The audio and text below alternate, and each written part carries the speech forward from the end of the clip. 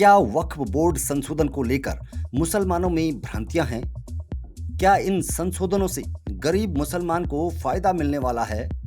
चलिए इस पर चर्चा के लिए आपको उत्तराखंड की राजधानी देहरादून लिए चलते हैं। नमस्कार, मैं हूं गिरीश गैरोला और आप देख रहे हैं मेरू रहबार।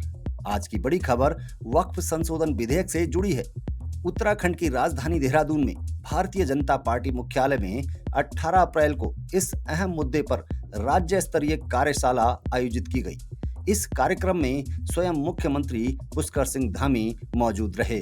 हम तो जहाँ भी इस प्रकार की संपत्तियाँ हैं, जो भी जहाँ भी अतिक्रमण है, जहाँ भी शिकायत आएगी, कानून का राज है, कानून स्थापित होना चाहिए। हम कानून को मानने वाले हैं और राज्य के अंदर सबको कानून से जीने की आदत होनी चाहिए। उत्तराखंड की राजधानी देहरादून में 18 अप्रैल को सुबह 10:30 बजे भाजपा मुख्यालय में वक्फ संशोधन विधेयक पर राज्य स्तरीय कार्यशाला का आयोजन किया गया। इस कार्यशाला में प्रदेश के कई प्रमुख मुस्लिम बुद्धिजीवी, सामाजिक कार्यकर्ता और भाजपा के वरिष्ठ नेता मौजूद रहे। कार्यशाला का उद्देश्य था लोगों को यह समझाना कि वक्फ बोर्ड क्या होता है, इसमें क्या संशोधन किए गए हैं और ये संशोधन गरीब मुसलमानों के लिए कितने फायदेमंद साबित हो सकते हैं। सबसे पहले बात करते हैं, वक्फ बोर्ड होता क्या है। वक्फ बोर्ड एक ऐसा सरकारी निकाय होता है जो मुस्लिम समुदाय द्वारा दी गई संपत्तियों जैसे मस्जिद, दरगाह, कब्रिस्तान, मदरसे व अन्य धार्मिक या सामाजिक संस्थानों की देखरेख और संचालन करता है। इन संपत्तियों की आमदनी का उपयोग समाज सेवा के लिए किया जाता है, जैसे शिक्षा, स्वास्थ्य सेवाएं और गरीबों की मदद। अब बात करते हैं वक्फ संशोधन विधेयक में क्या बदलाव किए गए हैं। इस संशोधन का मुख्य उद्देश्य है पारदर्शिता बढ़ाना, अवैध कब्जों को रोकना और यह सुनिश्चित करना कि वक्फ संपत्तियों की आमदनी वास्तव में गरीब मुसलमानों तक पहुंचे। संशोधनों की प्रमुख बातें: वक्फ संपत्तियों के डिजिटल रिकॉर्ड का प्रावधान, गैरकानूनी कब्जों पर सख्त कार्रवाई, वक्फ बोर्ड की कार्यप्रणाली में पारदर्शिता, संपत्तियों से आय का सदुपयोग सुनिश्चित करना, भ्रष्टाचार पर निगरानी रखने के लिए नई व्यवस्था।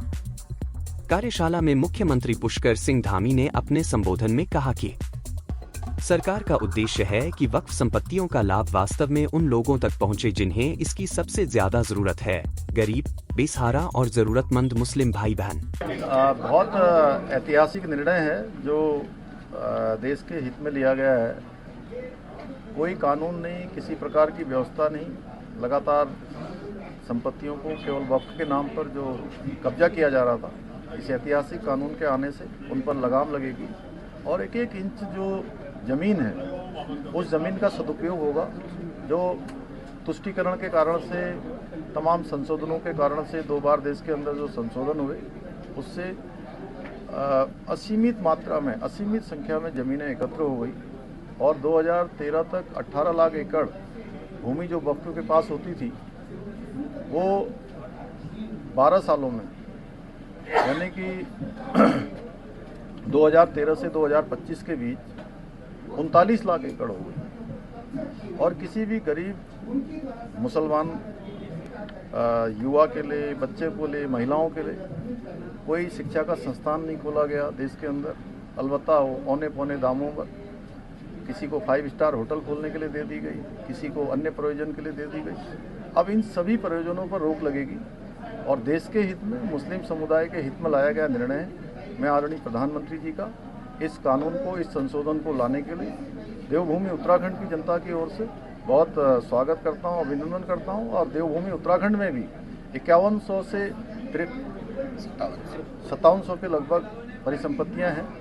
उन संपत्तियों की भी हम जांच करेंगे और जहां पर भी इस प्रकार के मामले होंगे, इसके लिए जांच कमेटी बनाएंगे और उसमें हम कड़ाई से जांच करेंगे। एक एक जो समाज की ज़मीन है, प्रदेश की ज़मीन है, देश की ज़मीन है, वो देश के काम आनी चाहिए, प्रदेश के काम आनी चाहिए।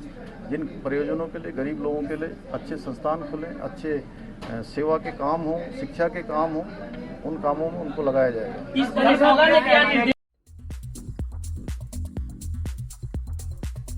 मुख्यमंत्री ने आगे कहा कि इस संशोधन से यह भी सुनिश्चित होगा कि किसी प्रकार की राजनीति या भ्रष्टाचार वक्फ संपत्तियों के संचालन में बाधा न बने। वहीं कार्यशाला में मौजूद मुस्लिम समुदाय के प्रतिनिधियों ने भी इस पहल का स्वागत किया और इसे समाज को जोड़ने और सशक्त करने वाली पहल बताया।